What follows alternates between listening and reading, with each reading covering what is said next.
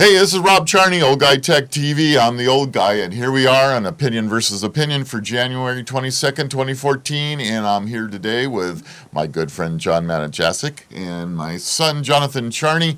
And we're going to discuss topical items, news stories, whatever it may be going on around the country. And there's, we're not in a legislative point where there's a bunch of bills and things to talk about, but there still are some very interesting things going on out there. And one of the things I led in the email coming out to you guys, letting you know about our show, the email blast that I send out, and thank you for still not completely deleting that, is Obama a racist? And that question has come up before, but it seems to be playing more traction now than ever. John, you said you were going to do a little research on that. What did you find? Well, I did. I followed up on the Alan West story, which I'll get to. But just being on the other side politically, or not firmly in the conservative right-wing side, this whole racist thing from Sarah Palin calling him a racist on Monday, Martin Luther King's birthday. It's becoming a rhetoric talking point of the far right.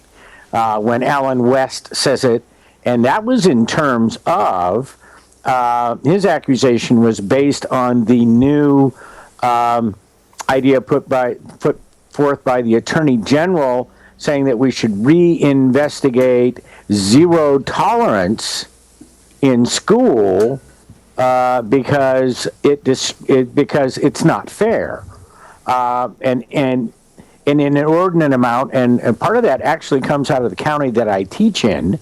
There was a big national article that there was an inordinate amount of Hispanic and African American students expelled, suspended, etc., from high school. And Alan West's point on this point from Holder. We should re-examine a zero tolerance situation, and that was being racist because a zero tolerance would allow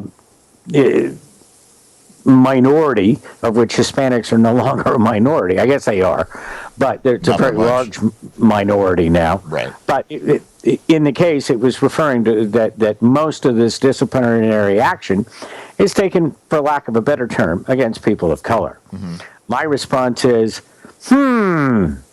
really now?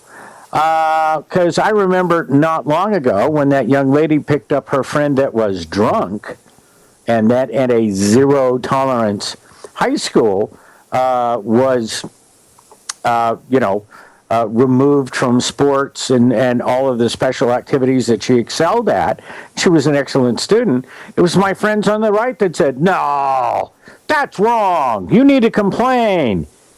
By relaxing the zero tolerance rules and maybe being a little bit more subjective than objective about it, that becomes not an issue, because she and I have had and seen students of every size, shape, and description be segregated, expelled. Because zero tolerance means not a suspension, but expulsion from the regular school track, and then you end up in a continuation high school or some other situation. Well, considering that Mr. Obama has done less for the African American community in his 2 terms in office than he has done for the, for lack of a better word, Caucasian community. He certainly seems to be underperforming from the point of the Hispanic community, which seems to resonate with the issue of immigration, and that's not come about. I think personally, I think it's just another rhetoric, ideological argument, more crap on the wall from the far right. He's a racist. Well, I actually do think he's racist to some degree, though. Here's the issue, and this is what started the whole conversation. It was an interview done by the New Yorker, and he's got a quote, and so he basically brings it up himself, and I'll read the quote. The quote says, "There is no doubt that there's some folk who just really dislike me because they don't like the idea of a black president." The person he was talking to was David Rimmick from the New Yorker, and he continues by saying, "Now the flip side is of there are some black folks that maybe some white folks who really like me and give me the benefit of the doubt precisely because I am black. Right. So I would be one of them. But the first side of the argument, go ahead. I'll let you finish. no, and you know what? I am not racist in one way, shape, or another. It's never even occurred to me to talk about how much I dislike his, the way he's been doing his presidential duties, the way he's been doing executive orders, the way his administration has been run, to me has absolutely nothing to do with the color. So Palin, she can say whatever she wants. I don't agree with it as a color issue. I agree with it as a disagreement with the policy. Say it again, because I was just getting a definition of racism. I saw you doing that. So basically, I'm just I'm surprised. I shouldn't be surprised, but Palin, I'm not sure what she thinks she's gaining by bringing this up. That's why I say it's a conservative far right talking point at this point. It could be, but the president started it, and that's no. He did. Glenn Beck started it 3-4 years ago. I'm talking. We're talking him recently. It's been racism. Wait a minute. The dictionary definition: a person who believes in racism, the doctrine that a certain human race is superior to another or all others. Right. Okay. Well, then I don't think any of this fits into the term racism.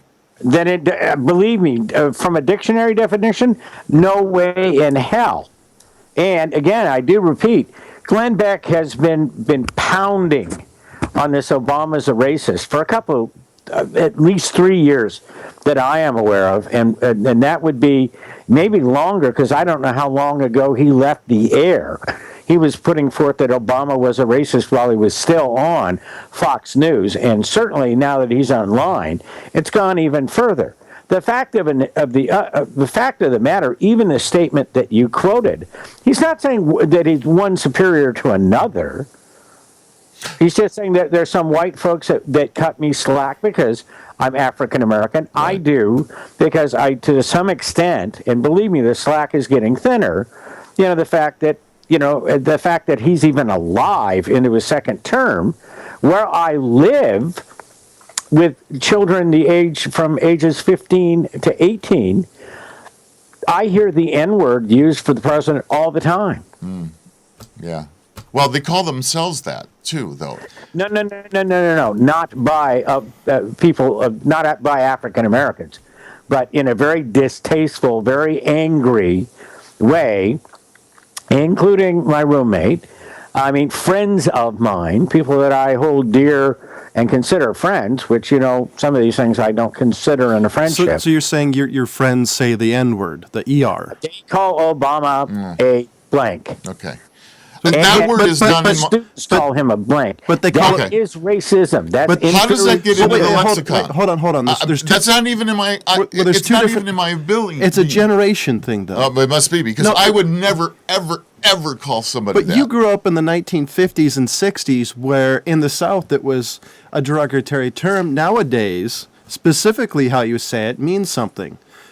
ER and A actually mean a lot. It's a completely different context. And don't forget, a black person can call another black person an ER because they're black.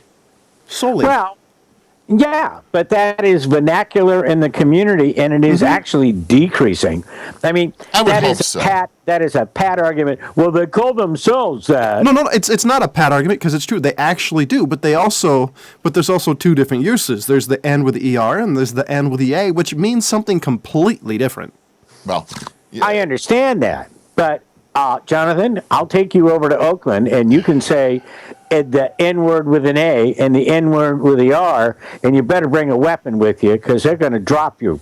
Well, that's because only people of color can say that to each other. I'm a white guy. I would never say that. And there are many people that are educated African Americans that don't approve of it being used in any form. But don't forget those people. Bill Cosby has been stumping on this for a long time. But don't forget those people who don't talk like that. They're also accosted of being accused of being white.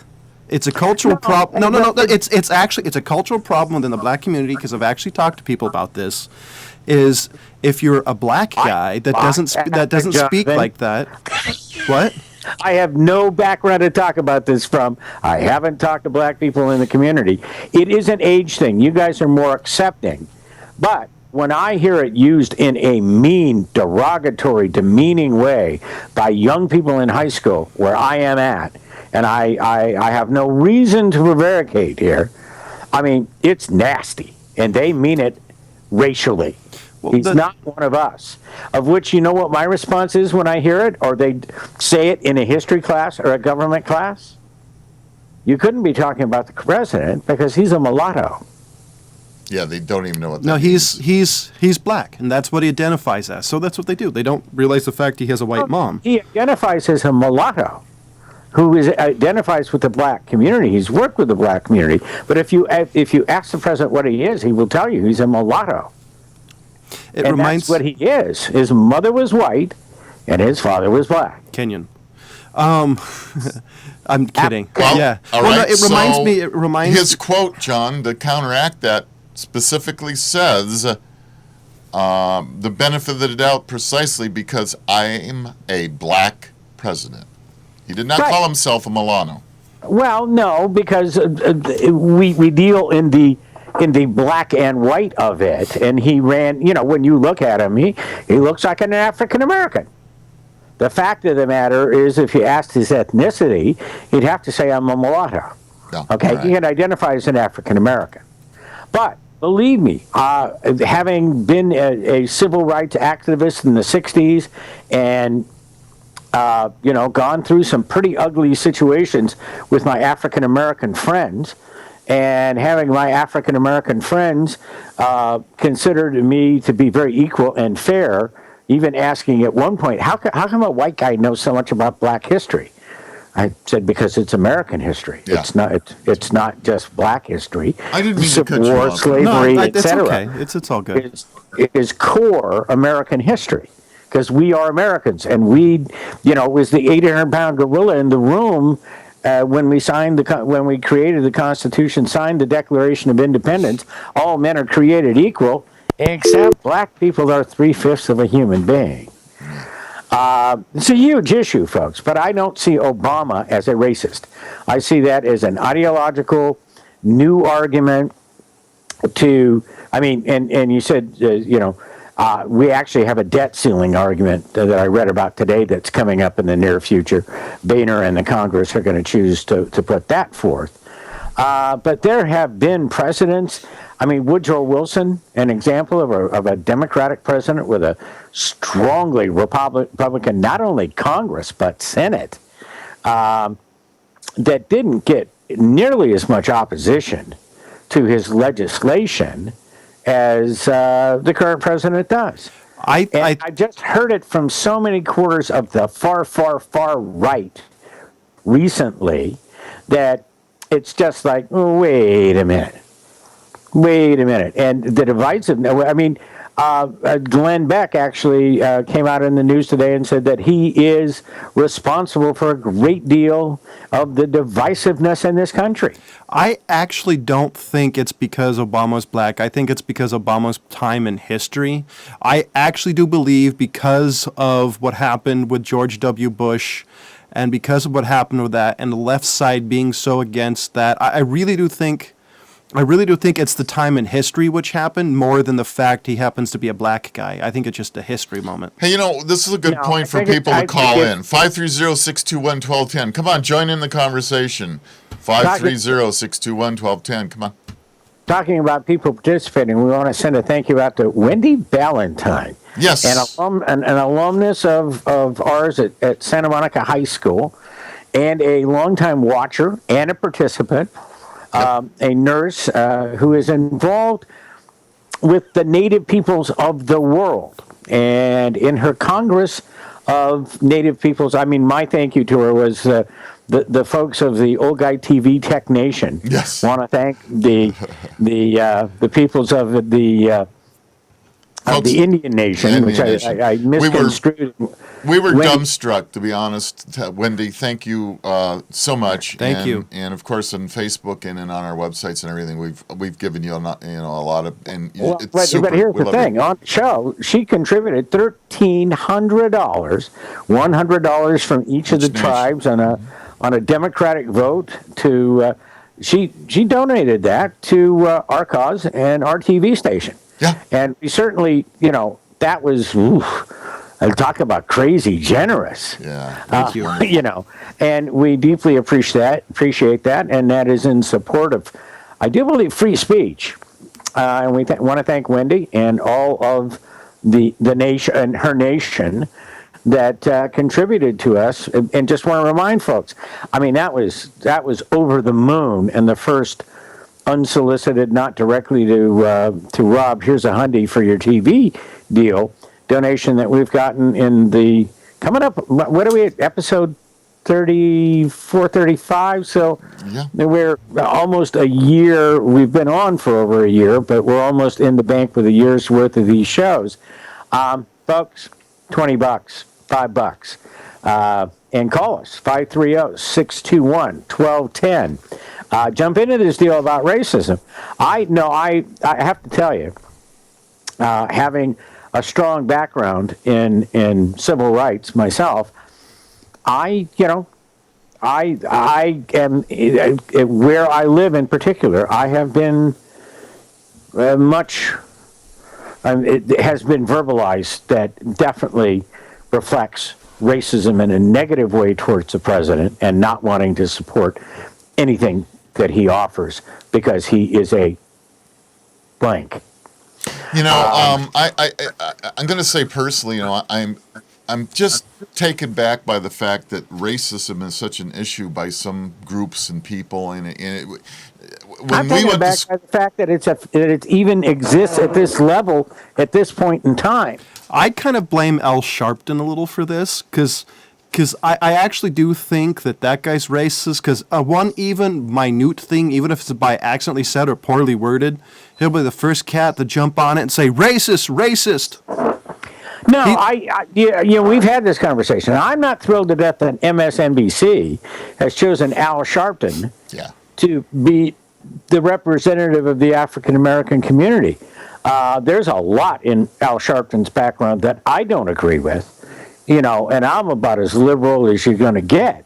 But issues that he has cited on, positions that he has taken, come on.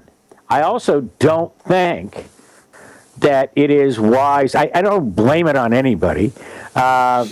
He may be speaking for, but at the same time, you have Oprah Winfrey, you have other people that are much more eloquent that have sided with Obama from the African American community.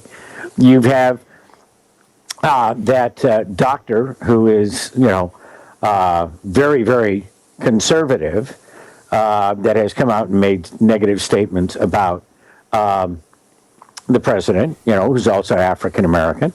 And then, of course, you have Alan West. But in my opinion, Alan West doesn't. I can't honor his opinion or his point of view on anything when he attacks because he Section 35 hearing. I mean, he resigned from the Army as a lieutenant colonel because of torturous acts in Iraq, and he had a choice: either resign or go through a full court martial and go to prison.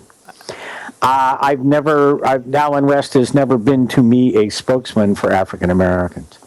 Well, the question is, do they? Because no offense, me being white, unfortunately, means is about as $1.50 for Starbucks.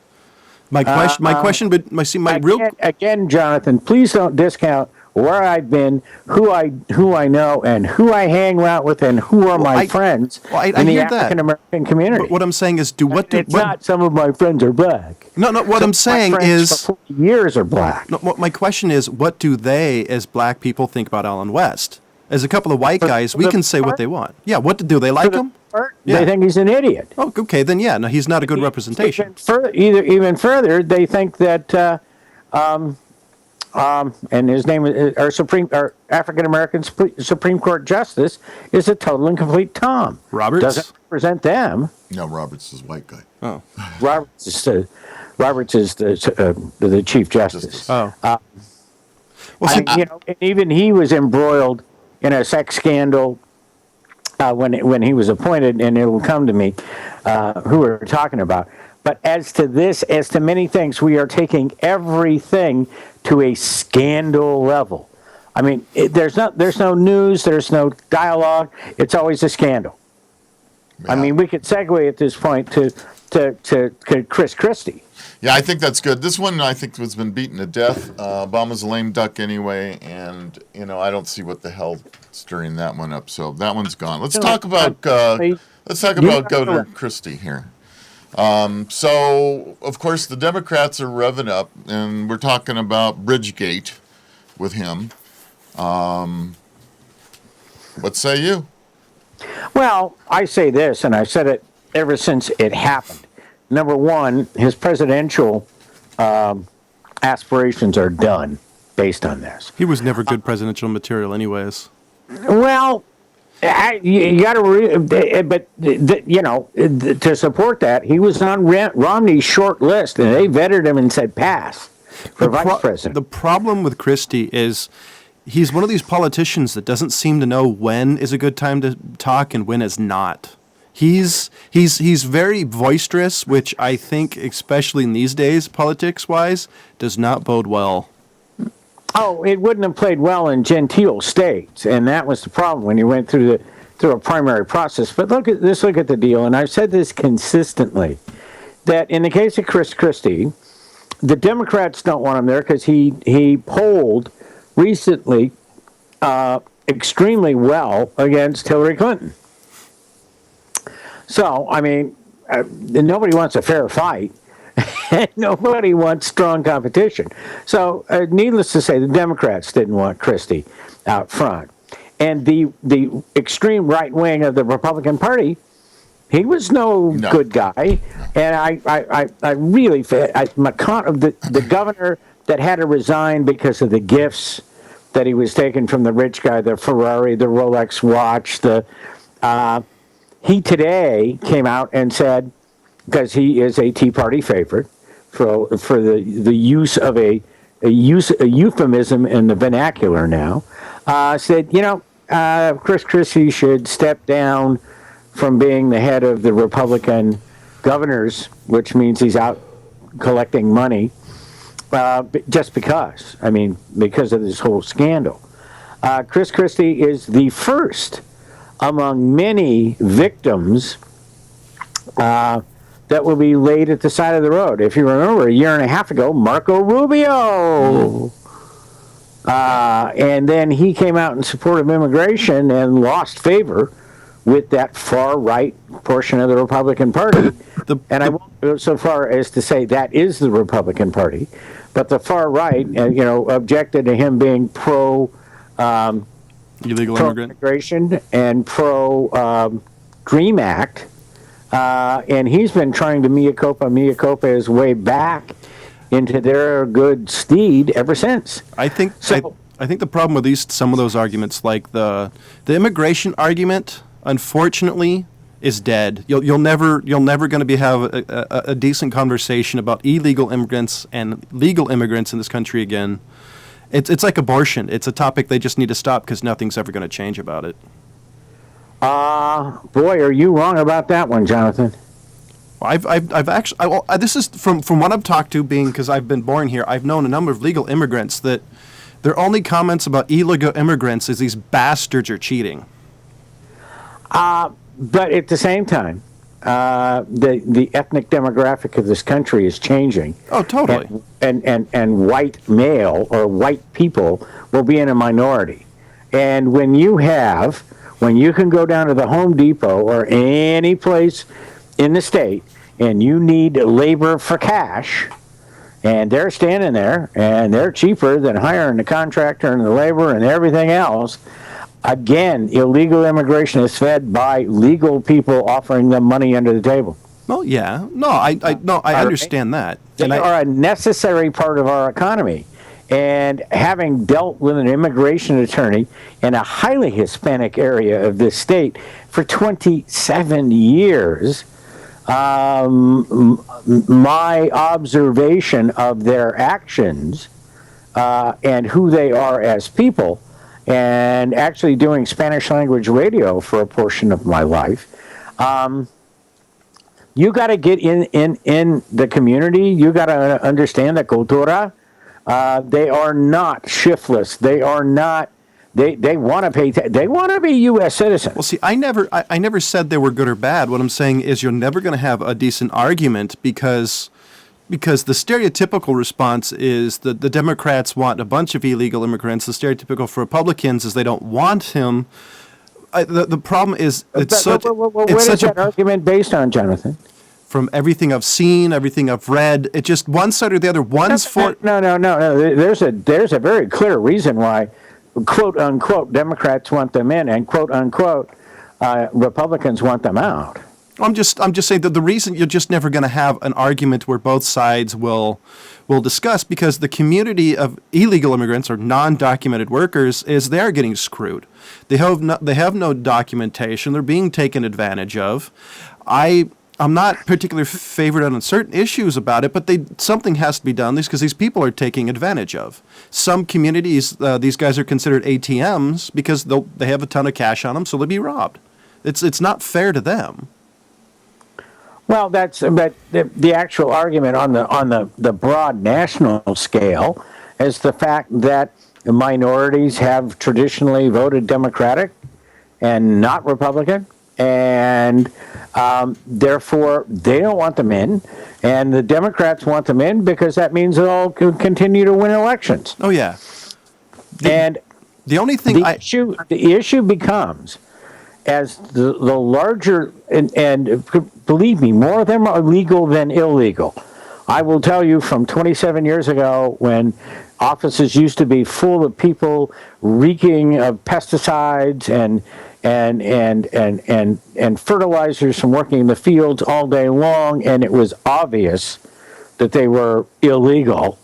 All right, to now, a lot of these people have assimilated through and some have gained citizenship through work permits, etc.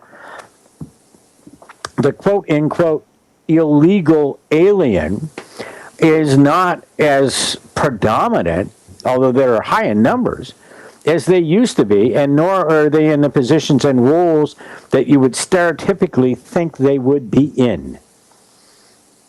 I mean, I had my friend who's now the immigration judge. He was doing radio, and there was a gentleman who's very well respected at a big Hispanic language radio station here in Bakersfield, which, I mean, the biggest stations in Los Angeles are Spanish language radio stations. He came up to David, and he is here and had family and grandkids and great grandkids, and he goes, "I'm illegal."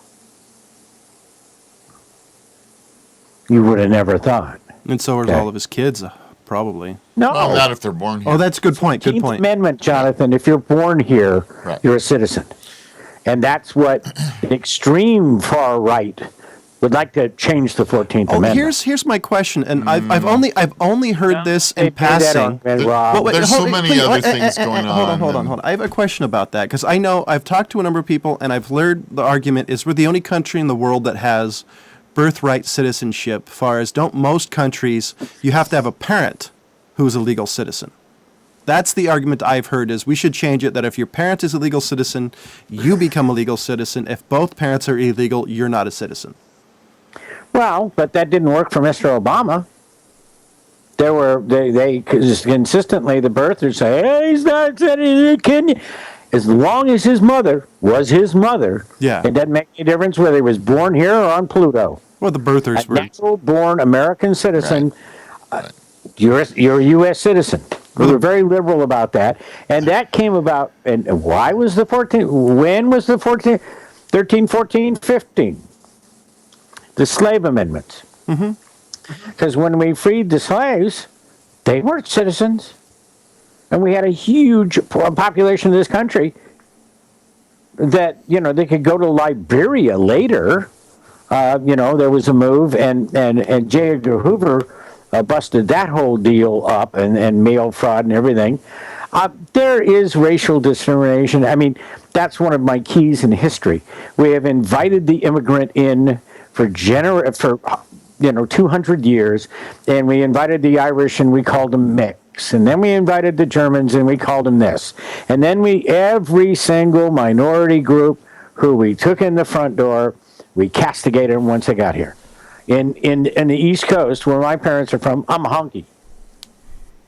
Right? That's a detrimental term for somebody from Eastern Europe. And you're segregated into ghettos.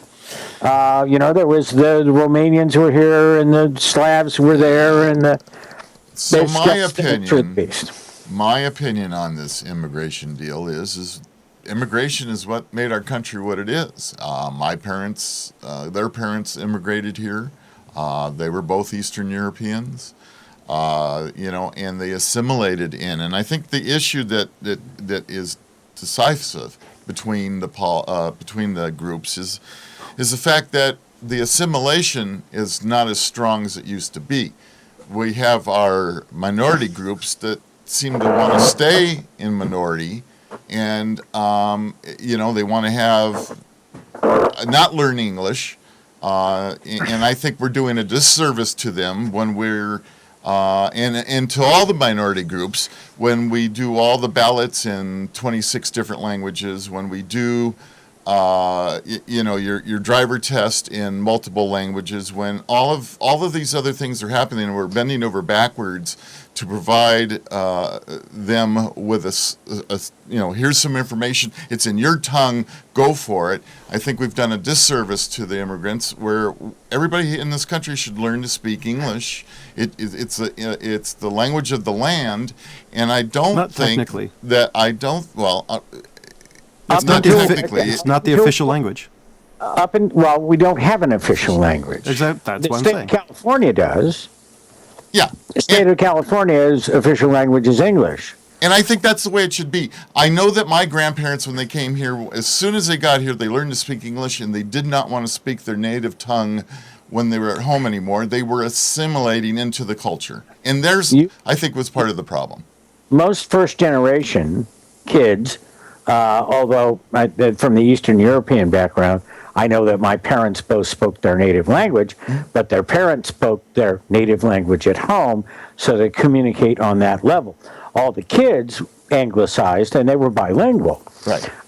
Most are bilingual. Now, it does you absolutely no good on an employment application to put down you speak Spanish. They don't care. Right. They just don't care. Although I will tell you, when I speak Spanish at Hispanic high schools, they are like non-plus that the gringo speaks Spanish. And I mean, it's almost like a clown show, and I'm going like, I don't understand that. Why wouldn't an Anglo speak Spanish? You do have to remember that a great deal of the textbooks in the United States up until World War I were in German. And then when we went to war with Germany, we thought, probably not so good that we have German textbooks.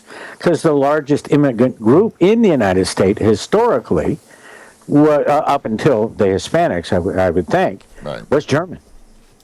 Well, we had a bit of influx of German Jews that they were fleeing Germans, not German Jews. German Jews would be. I mean, there aren't as many Jews as there are German surnames. There are more Germans than German Jews. Yes, many of them changed their names so they could protect themselves. They were fleeing. Besides the Russian Revolution, and they were fleeing that too.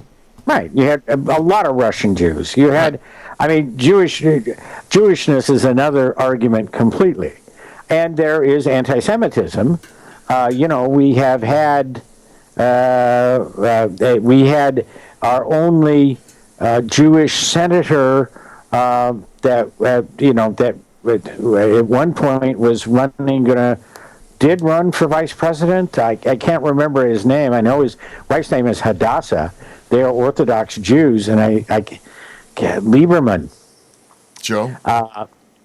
but you know, if you want to talk Jews, you know, and then there's a huge anti-Semitic movement because of the power in broadcast and media of Jews. See, that's the one thing I've seen more racism towards anybody who has any Jewish in them or Jewishness in them compared to any other race is paying attention to Facebook and all the online media. I say more stuff about kill the damn Jews than I have anything else, which is amazing to me. Well, but you also get a lot of arguments about, you know, what happened in Nazi Germany, what happened to the Jews with the gun issue, etc. They are exemplified in that respect. An example of people who gave in to the government and you know were gassed. Yeah, well, I mean, the same thing in that argument was, was people of other religions, gypsies, blacks, and handicapped and gays should all be pro firearms because of what happened in that Nazi era. Yeah, well, you'd think. I mean, just on the self-protection angle. I mean, on that end. Well, I think it's a good example of, you know, when you talk about racism, I mean, we're not only talking blacks here or Hispanics here, you know, there's racism on multiple levels. Including towards whites. Muslims. Oh, no. Now, then you do have religious discrimination. There are, you know, yeah. I don't know where I was, and somebody said, well, you know, before I board an airplane, if I see, you know, a Mid-Eastern person that's going to get on my airplane, I'm not so easy with the deal. Well, it's the same kind of person that doesn't know the difference between a Muslim and a Sikh. Well, here's my question. Here is. Oh, yeah. Well, see, here's my Christian who are highly persecuted in the Middle East. So here's my very, very, very stereotypical question: is after 9/11, when you heard about these Middle Eastern-looking dudes, it's a bad idea, but you could probably say that paying a little bit more attention to the dude who looks Middle Eastern there was probably a little safer bet than paying attention to the 90-year-old grandmother who needed help getting on the plane. It's not fair, though. It's back to profiling. Then if you buy into the Bush conspiracy theory of 9/11, it doesn't make any difference. Well, I don't really give in to conspiracy theories. I'm just, saying if you're paying attention to the group of people in it, it's totally not fair because there's multiple people in that group. What story you believe? Yeah, well, and you know what? You hear it in the big media. We're little media. In the big media, where people are afraid of individuals that are Muslims or dress like Muslims, and they're scared to death of them, which the vast majority of them are all peaceful.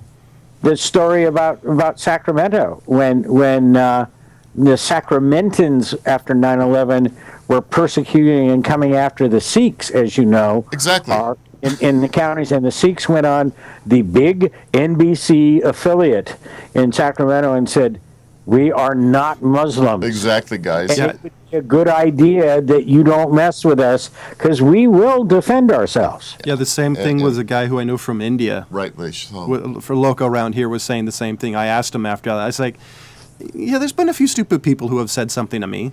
And he's East Indian, which Yeah, the ignorance. They're just ignorant. They don't realize there's a difference. Well, wait a minute. And at the same time, you have to understand that Pakistan and Bangladesh are two countries that, in particular, Pakistan was organized as a state for Muslim Indians of the Muslim faith. Go watch the movie Gandhi. I mean, it's pretty simple. And Bangladesh was a country organized in the late 50s, early 60s. Again, for East Indians of the Muslim faith. Okay, we beat this horse to death here. Let's move along. Hey, in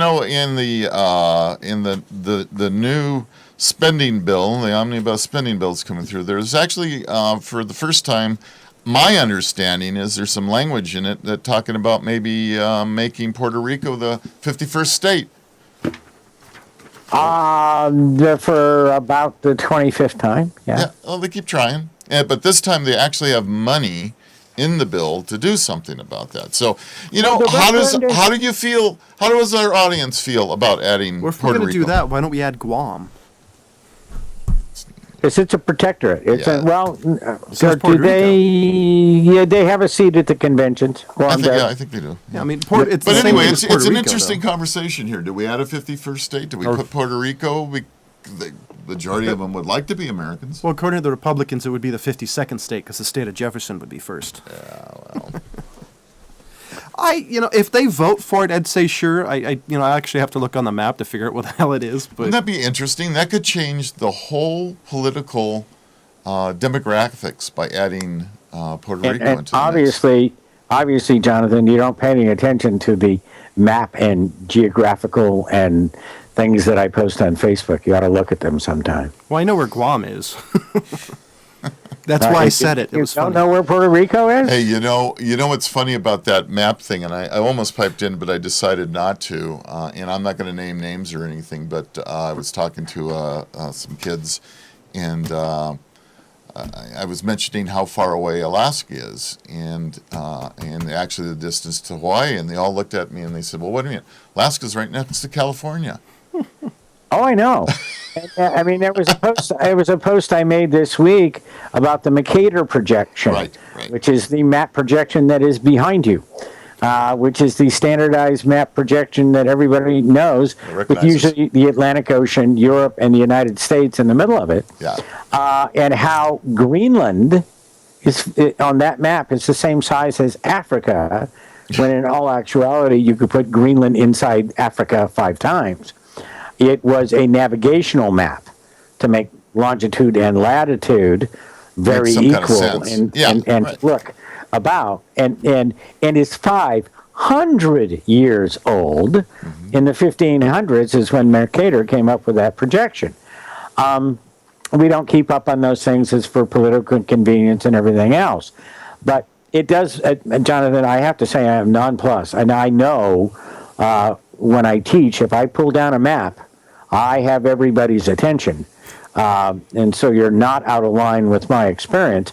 Well, I know we don't teach kids geography. We don't have Correct. books full of maps anymore, and you just don't know who's where and where's what, which Well, I know- is highly unfortunate. I know where Guam is because I'm a huge World War II buff. So Well, okay, but Specifically. But yeah. the other issue is, of course, that borders change daily in some areas. The whole situation in Russia Africa. and Africa. Yeah. Africa, you you know. have countries coming and going, and it's but we right by we Cuba. seldom but we update the Mercator projection map Yeah, to I don't tell know. that It's just, story. it's just kind of interesting. So the argument was back again to Puerto Rico. Is Puerto Rico a good idea or not? if they want it. Hey, I think it's a great. idea. My only more, question. More people to my tax. my only question is how much corruption. If it's greater than the U.S. corruption that's here, then we're definitely gonna end up having to spend some money cleaning it up. That's my only my question. Its corruption's no worse than ours. Yeah. But I mean, so it's not you know, like Mexico corrupt. It has been put to a vote. The referendum in Puerto Rico, I know, back in the '60s, it came up again in almost every decade. There's an argument. Well, do we? And Puerto Rico. I'm thinking of the word. Do we? Allow Puerto Rico to enter? Yeah, become statehood. It is weird. It is my feeling that even if they vote, because they could vote in a referendum that they'd want to be, but if we don't want to do comprehensive immigration reform for the Hispanics that are already here and have political power, believe me, you're going to see a backlash about allowing Puerto Rico in as a state.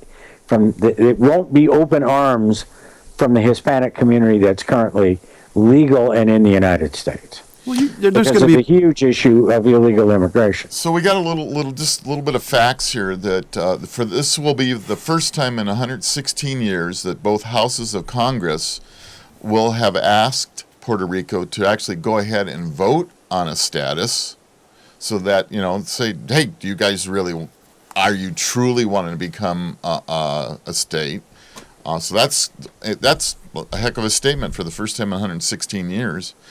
They have 3.7 million residents who have voted for statehood, and Congress would then have to approve making it the 51st state. And given the democratic lean of the island, the Republicans are not going to welcome them with open arms. It probably took 116 years for the paperwork to get approved. Maybe or maybe not. I know that it's come up many times in my lifetime about adding Puerto Rico. But as it turns out, though, both houses have not agreed, and both houses have never asked Puerto Rico to actually vote on its own accord as to do you really want to become a state or not. So that's kind of a milestone in itself now. Well, but give you an example. They have put to referendum many more times than once in Australia.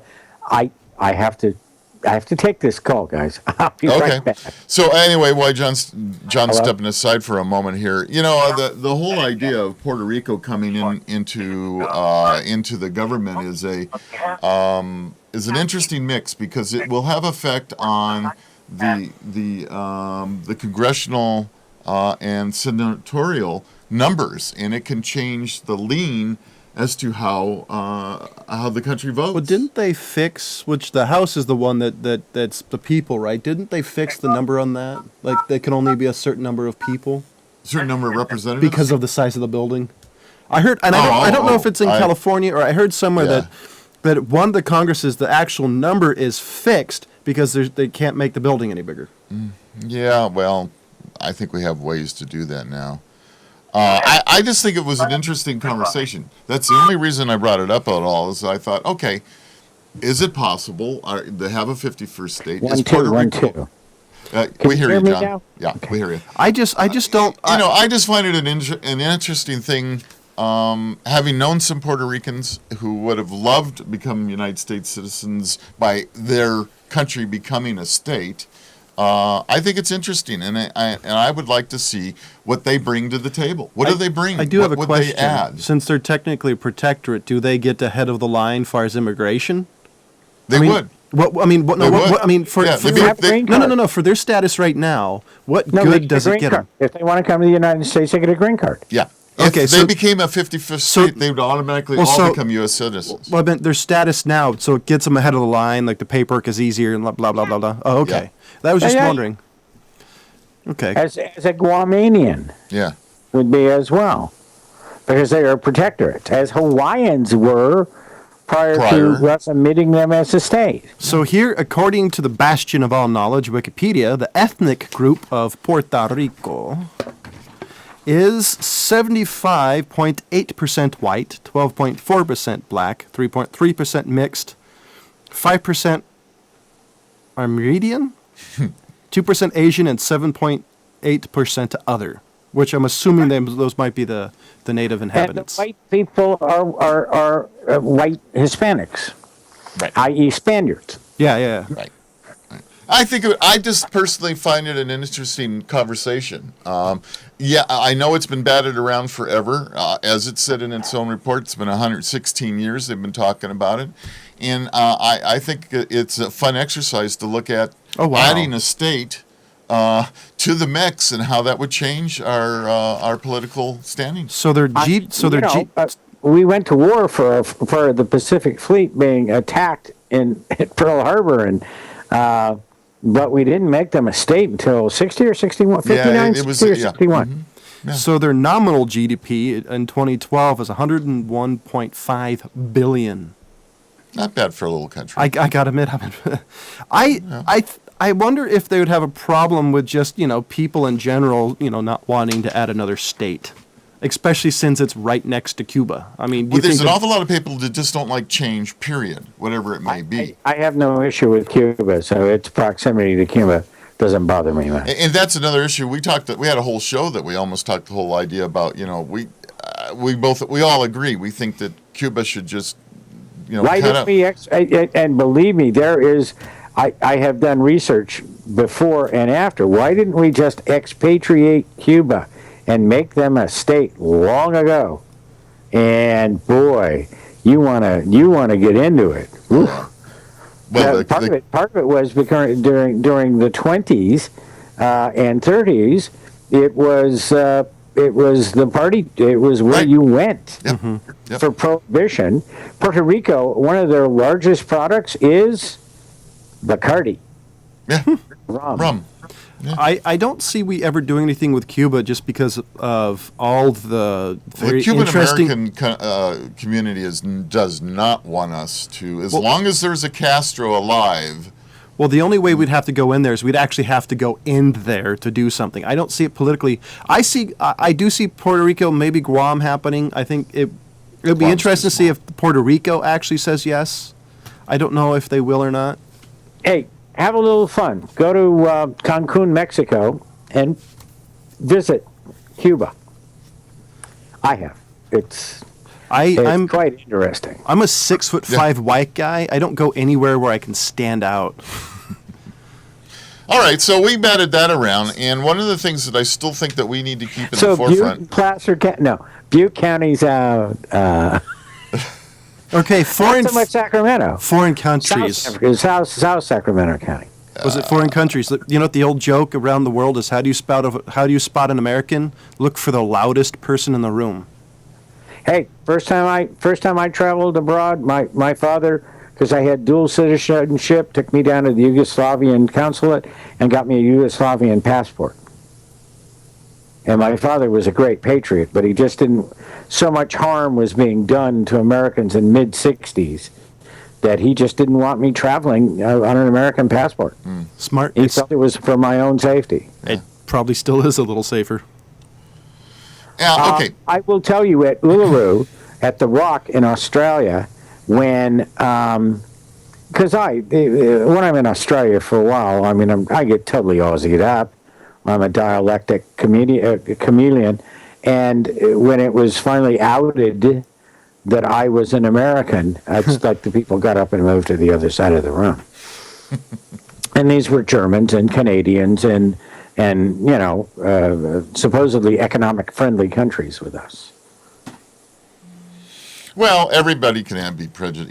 The bad Americans and even our allies. That don't necessarily. But our like us. reputation as being bad American has been well earned since the 50s. Well, and the advent of the foam rubber number one finger has not helped us. Yeah. Because it is racist. We are superior. You are inferior. Wouldn't how's it people, racist against your country? Saying if the country's number one. I don't follow that. If you're saying we're the number one country in the world, it's because elitist. you're white and you don't want to stick out. You have to travel some to realize why that would be offensive to people in other countries. It's because I'm a 6'5" target. That's why. That's your perception, Jonathan. Well, if you want to be, you are. When we went to Europe, I didn't see any. I mean, obviously they knew we were tourists. They were more than happy to take our money. But I'm very. And likewise, we. Yeah. In New York and San Francisco and L.A., if you're a tourist and you go to Disneyland, they don't particularly say, don't give us the $100 to get in. I'm just very safe with my security, and I try not to stand out. The problem in some countries, I stand out. So I'm very just overly cautious with my security. So actually, to me, you don't look terribly American. You could fit in Spain, Italy. You don't have an American look.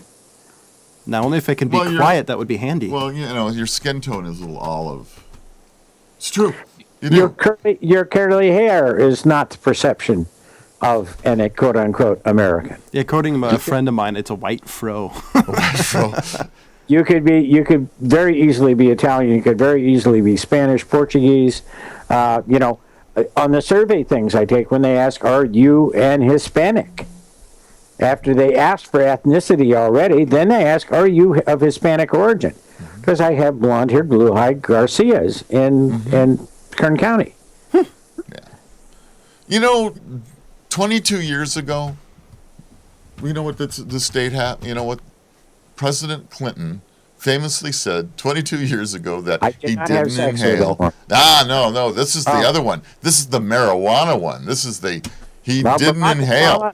Barack Obama said he inhaled and even a little bit, which is indicted for on some levels on a regular basis. I kind of like I want to talk about that a little bit. Okay, all right. Well, I brought it up. You talk. No, I just interesting because I know we probably talked about a little bit last week, but it seems with Barack Obama being the first president that actually admitted liking being high as a kite. It's because there's dozens of photos of him smoking pot. But my question is, when the president and his comment recently about being kind of pro-marijuana, 2 days ago, yeah. do you think that in your lifetime or mine, it'll be okay? It's already okay. And Colorado's already taken care of that. Well, I meant federally. That's what I'm wondering. Yes. No doubt about it. But the problem of it is, before you even try to make federal legislation, we've got to walk that ground that we talked about last week. State nullification. How do you do DUI? What's the impact on the DEA and agencies that have made a business out of drugs? And if you make marijuana illegal, if it is you make it legal. And better to work it out in on the state level than before you go to federal legislation. Some of this stuff you should iron out in the states and get a better idea. And Colorado's doing just that. Colorado is doing just. Here's the reason I find it interesting.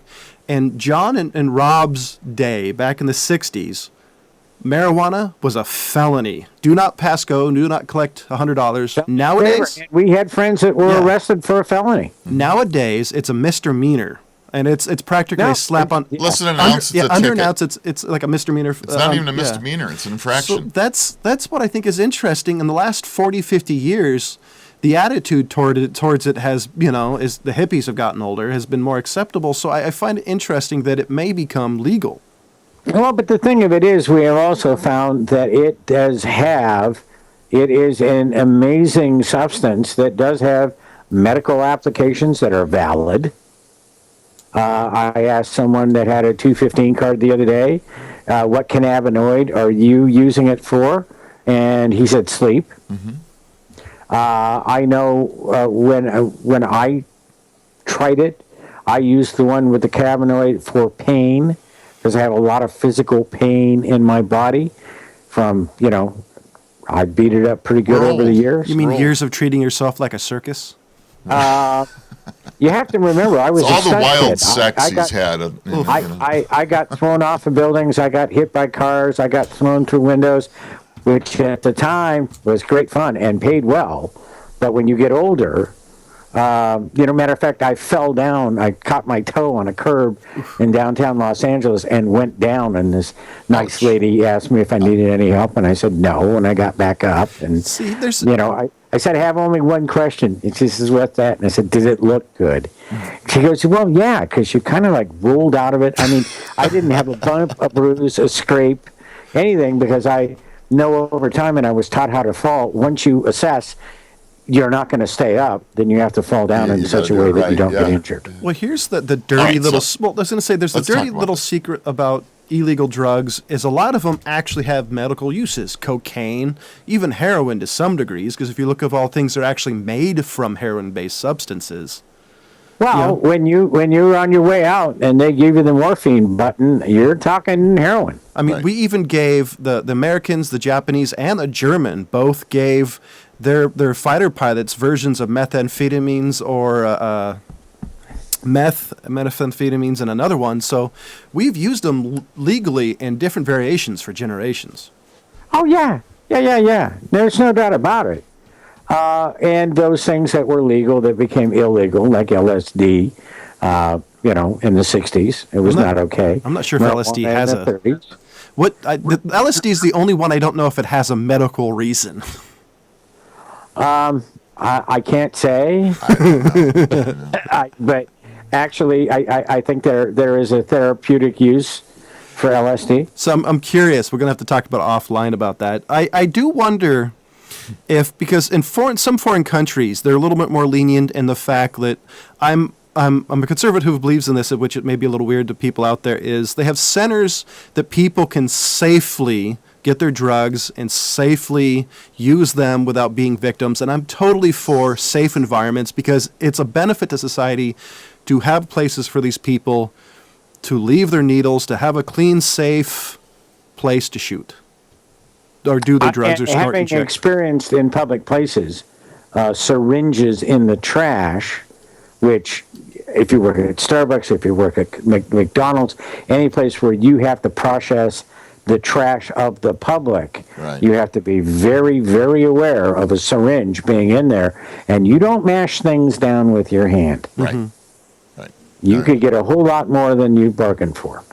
Well, fortunately, for those who are diabetic and they need to take drugs like that, they're putting those disposable needle stations in most of the bathrooms now. And It just amazed me when I was at Starbucks that they did not. yeah, that makes sense, does it? But I think need they to should do do that. it on a more universal scale. I really do believe that they need to have some building in the middle of the center of the town and say, if you're a drug user, just use it here safely. We'll provide you with the kits, needles, and because they've noticed in foreign countries That's that way too liberal a thought. Oh my God. because they've actually You'll have noticed to in foreign. speak to him later, Rob. I'm going to have to. Oh my. Take him out to the woodshed. But as Click and Clack say, we have wasted another reasonably good hour. Yes, we have. Hey, listen, there were a couple of things I still want to talk about. I still think we need to keep on net neutrality. I think this is an issue that is very important to us. If you want to still be able to get to the sites that you want to get to without having to pay extra money, you need to pay attention to this, and we need to have this still always in the forefront. I think that's important. I think some of the Iranian deals that are going on in Iran right now is also something that's very important for us to watch. But you know what? We have a show next week. So why don't we just talk about some of those subjects? Nobody called. I'm disappointed. Like to have good callers. Don't forget to thank your friend again. And hey, Wendy, I love you, hon. Thank you very much for supplying that donation. And folks, I will add to this that in the near future, we may be making a day change. So Yeah, as we go down there, it may happen. We will let you know. As we know more, we'll let you know more. Thank you for being part of Old Guy Tech TV News 44. Hey, this is Rob Charney, Jonathan Charney, John Manichasik. We'll see you guys next week. Thanks for watching.